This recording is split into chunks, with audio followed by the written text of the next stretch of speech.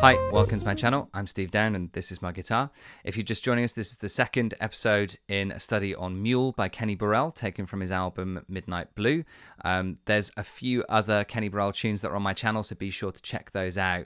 This week we're taking a look at what is considered the start of his solo. It's a little bit ambiguous as to where the head is and where the solo is in this tune, but this is considered to be the start of the solo, so we're going to take a look at this 12 bar today. Before we do that, I just want to say a big thanks to my patrons.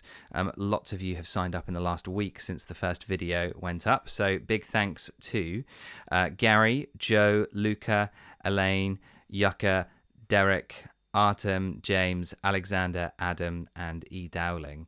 Thanks so much for your support. It does help keep this channel running and helps me to keep doing what I'm doing, which I really love. So if you want to sign up to Patreon, the link is below here. If you go there, you'll get all of the backing tracks for everything you see on the YouTube channel, all of the transcriptions for all of the solos and everything you see on here, and all of the scale chord arpeggio example packs as well. If you don't want to sign up to a regular subscription, you can just buy me a coffee. There's a link below to that if you want to just say thanks.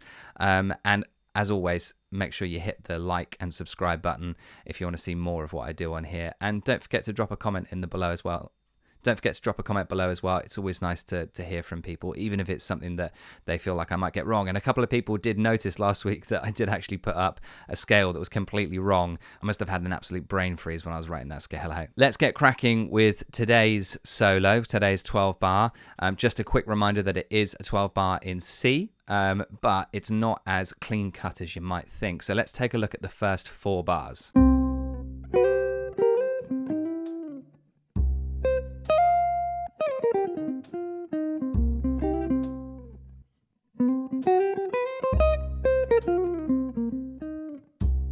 Okay, so the first thing to notice here is he is using some double stops. We looked at this at the end of the last session. Okay, so he's filling in for the fact that there isn't a piano player or any other harmonic instrument in this ensemble. So he's adding in the harmony by adding in some double stops. Go back to the last episode to see me unpack those double stops there. There are plenty that are coming up, but in the first episode I do unpack and give you some examples and some exercises for helping with learning double stops. The really interesting thing to note here is his use of rhythm. So there's some tuplets here. Now, tuplets are where you squeeze a huge amount of notes into where you would normally have a crotchet or a quaver. Here he's doing it in a crotchet, and you'll see it has the number 7, and that is known as a septuplet. And a septuplet is where you've got 7 semiquavers squeezed into where you should have a crotchet. Now, that is quite tricky to hear. But I've come up with a way of doing that. This is the way that I was taught how to do it, is basically with the Carthartic system, which is from India. And this system basically is adding a syllable to each note. It helps you to be able to cognitively understand it. So what I do is the syllables taka tade ki na tom, which sounds a bit weird, but that's the syllables that I use to be able to understand it. Taka tade ki na tom. Now, you could use any word you like. For example, for a quintuplet, which is where you squeeze 5 in, you could use the word hippopotamus. So that's your 5 syllables there. If you're doing a sextuplet, which is where you're squeezing 6 semiquavers in, you could use the word triplet twice. So you could go triplet, triplet. Here is an example of me putting all of those together. So first the quintuplet, then the sextuplet, and then the septuplet. So that's 5, 6, and then 7 semiquavers squeezed into where a crotchet should normally be.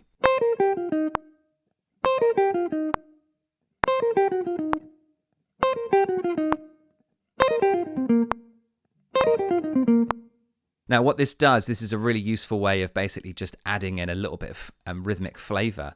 It's a way of making sure that the listener is still interested in what you're doing. Otherwise, if you just have simple divisions all the time, then it is going to get quite predictable. And if you're just using a C minor pentatonic, which is what I'm using here, it will get boring very quickly. So using some rhythmic variation can help.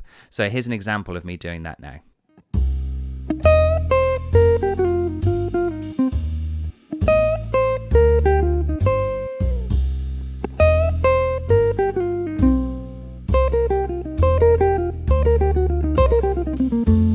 Okay, let's move on to the next 2 bars, which is where we move to the dominant chord of F.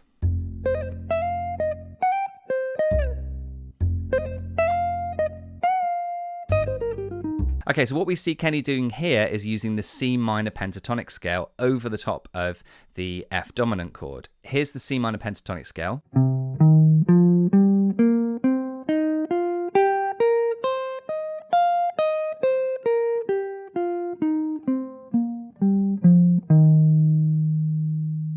And the reason why it works here is because quite a lot of the notes in the C minor pentatonic scale are contained in that F dominant chord. So the note of C, which is the fifth of F, the E flat, which is the flat 7 of F, the F itself, which is the tonic, and those notes that are remaining, the G and the B flat, still add some nice flavor. So you can actually create a really nice sound over the top of the F chord with C minor pentatonic, and it's generally accepted that when you play over the 4 chord that you switch from major pentatonic, which is what you play over the 1 chord, to minor pentatonic, because it more embodies the sound and follows the chord tones of that 4 chord. Here's an example of me doing that here.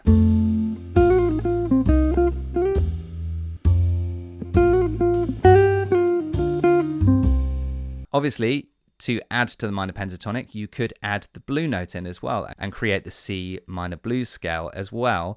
And what that does is it actually provides a flat 9 against the F, which is a nice tense tone which you can resolve really nicely. And it's what Kenny does and also what I do in my example. So try that out as well. Let's take a look at the next 2 bars.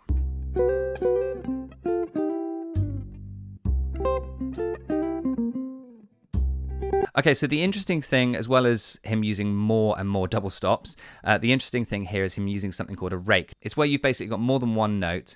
Here we're using 3 notes, and it's basically where you go really quickly across the notes, but you want to be able to hear all of the notes. So you don't want it to be like that. You want it to be more like this. So the last note is usually quite staccato as you go across it. Try it slowly, and then as you finish the rake, you want to try and mute it. What that does is it just increases the impact of the triad or whatever group of notes that you've just played. Usually the best thing to do with the rake is to add some space afterwards. Again, this just increases the impact of what you've just done. In the exercise you're about to see, you'll see me using various permutations of C minor or C minor 7 and adding rakes into that, adding an extra note onto the end of it. So and it always sounds really nice if you add an extra note onto the end of the triad or arpeggio that you're raking through. Again, making that last note nice and short and sharp, and it just increases the impact there. Make sure that you're bringing out all of the notes in that rake, so don't strum it like a chord. It's kind of like a strum in the way that you go across and down the strings, but remember that you're trying to bring out each note individually, so don't go too fast, otherwise you'll just blend the notes together. And as you're going across, you want to be shifting the grip on the left hand, so like that, so that the notes don't blend in together. So here's that exercise.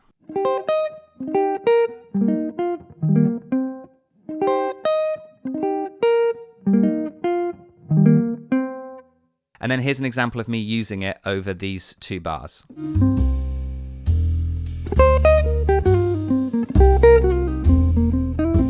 Okay, let's take a look at the next 2 bars of Kenny's solo over the top of the 5 chord, the G7, and then the 4 chord, the F7.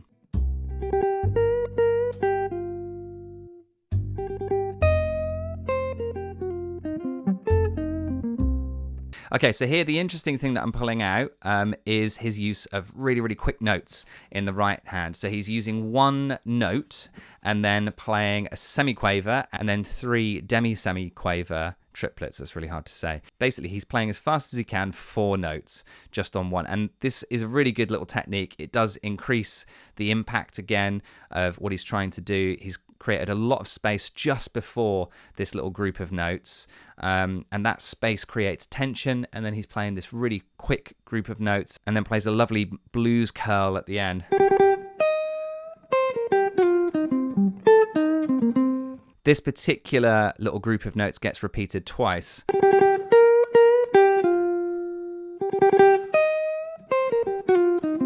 So there's a lovely little blues curl at the end of each of those groups of 4 notes. The first one is a little blues curl on B flat, and then the second one is a blues curl on E flat. And there's space in between that, and that space does create some nice impact there. Don't neglect the use of space in your solos. Kenny was a master of it. As soon as you put space in there, it creates tension, and that tension has to be resolved. And if you resolve it with a nice quick group of notes like this, it creates maximum impact. Now, playing a group of notes like this really quickly and accurately is quite difficult. I always start on an upstroke, because then the last note ends on a downstroke in the group of 4, and then that means it's nice and accented and there's more power and more impact with that last note. I suggest that you start slowly and try it with a click. Here's an exercise of me doing it with a G7 arpeggio.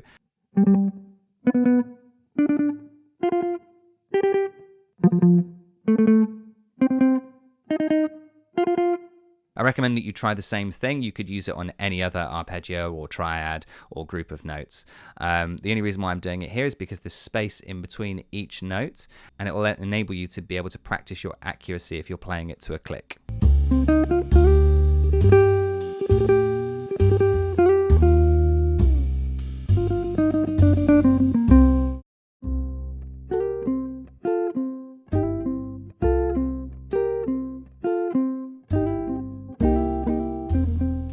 In the last 2 bars, he's using a similar approach that he used in the last 12 bar, in the last chorus, and that's these use of double stops. Now, we're going to get more in the next episode into these double stops and adding chord grabs and things. Here at the end, he's basically trying to create a nice little turnaround, and a turnaround at the end of a piece is basically a way of getting you back into the top of the tune, and usually that's via the dominant chord. So you can see that I've written on the transcription there's a G7 at the end there. Now, if you want to understand more about double stops, then go back to the last episode. But the example that I use here is showing a bit more of how you can do it with single notes. And the note that I bring out the most here is this note of G at the end there, and that is a really simple way of creating a turnaround.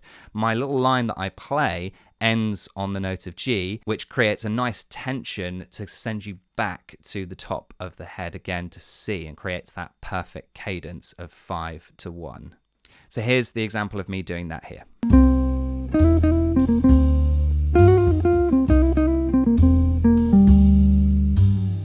Okay, well done if you got through all of that. As always, all of the transcriptions, backing tracks, exercises, etc. are all over on the Patreon. The link is below here.